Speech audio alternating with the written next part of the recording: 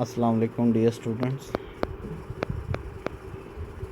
आज हम डिस्कस करेंगे cash flow from financing activities. जैसे हमने लास्ट डिस्कस किया कैश फ्लो फ्रॉम इन्वेस्टिंग, इसी तरह हम cash flow from financing activities को डिस्कस करेंगे। The fourth major step in preparing the statement of cash flow is to compute and report cash flow from financing activities. We normally do this by identifying changes in all non-current liability and accounts. These accounts include long-term debt, notes payable, bond payable, common stock, and retained earning.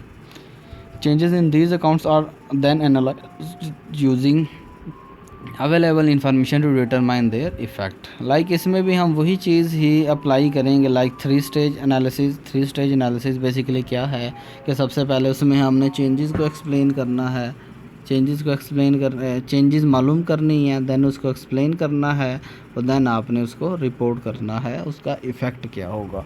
तो सबसे पहले हम non current liabilities को देख लेते हैं।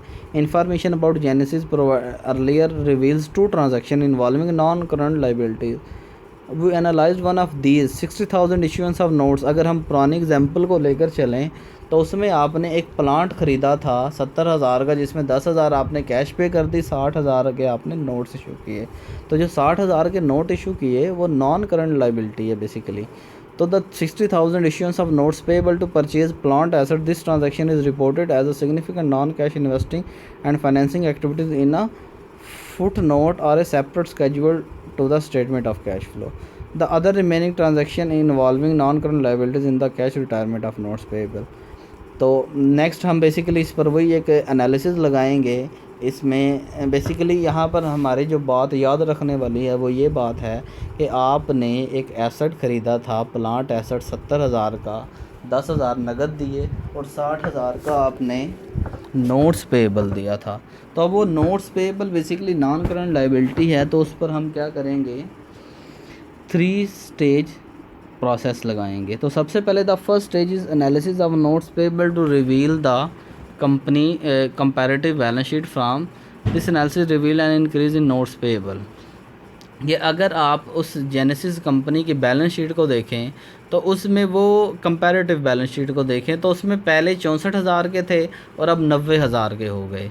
अब सबसे पहले तो आपने आइडेंटिफाई कर लिया कि पहले 64,000 के नोट्स पेबल थे, अब 90,000 के हैं। अब ये सबसे पहले आपने आइडेंटिफाई किया, सेकंड स्टेज में आप एक्सप्लेन करोगे।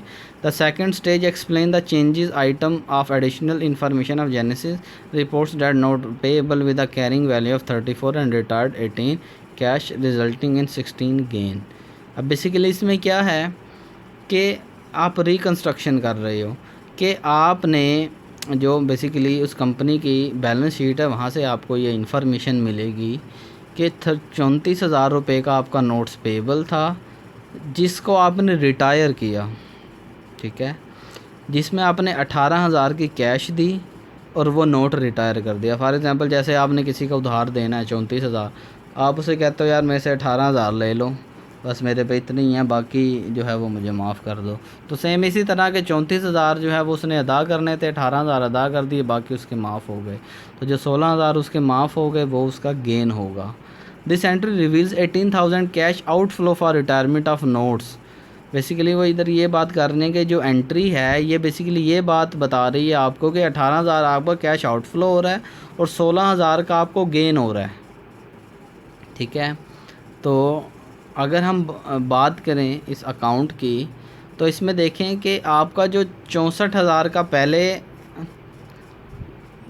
नोट पेएबल था, 60,000 का आपने नया इशू किया उस प्लांट को ख़रीदने के लिए और 34,000 का आपने रिटायर कर दिया, और 60 और 60 ये 1,24,000 हो गए। तो 34,000 जो रिटायर हो गया वो माइनस कर देंगे, तो अब हमारे पास नोट्स पेएबल का बैलेंस रह गया 90,000 का। अब देखो सबसे पहले हमने आइडेंटिफाई किया, 64 से 90 हो गए।